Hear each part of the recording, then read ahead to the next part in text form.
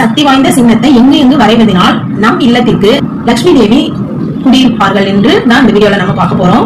அந்த ஸ்வஸ்திக் சின்னம் நம்ம வரைகிறதுனால நம்ம இல்லம் முழுவதும் நல்ல ஒரு சக்தி கிடைக்கும், நல்ல ஒரு ஐஸ்வர்யம் கிடைக்கும், நம்ம எப்பொழுதும் மகிழ்ச்சிகரமாக இருக்க முடியும். அந்த ஸ்வஸ்திக்கு அப்படி ஒரு சக்தி இருக்கிறது.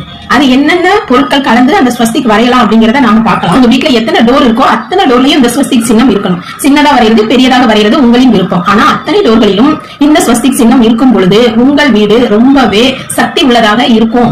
சந்தனம் கொஞ்சம், மஞ்சளை விட சந்தனம் கொஞ்சம் கம்மியா கலந்துக்கோங்க. 3 அந்த மாதிரி கல் உப்பு போட்டுக்கோங்க. கொஞ்சம் இந்த மாதிரி பச்சை கற்பூரம் போட்டுக்கோங்க. அதை இப்படி உடச்சு விட்டுக்கோங்க. பச்சை கற்பூரம், ஜவ்வாது கொஞ்சம் ஜவ்வாது, அதுல கொஞ்சமா நெய் விட்டுக்கோங்க. ரொம்ப கொஞ்சம் நெய் விட்டுதான் இதை குழைச்சிக்கணும். இப்போ இந்த மாதிரி கலந்துக்கோங்க. இப்போ மெயின் டோர்ல நம்ம வரைகிறேன். இது ஆல்ரெடி நான் வாரம் வாரம் வரைகிறதுனால அந்த தடம் அப்படியே இருக்கு. நான் அது மேலே உங்களுக்கு வரைஞ்சு காட்டுறேன். இதுல கொஞ்சம் வச்சுக்கலாம்.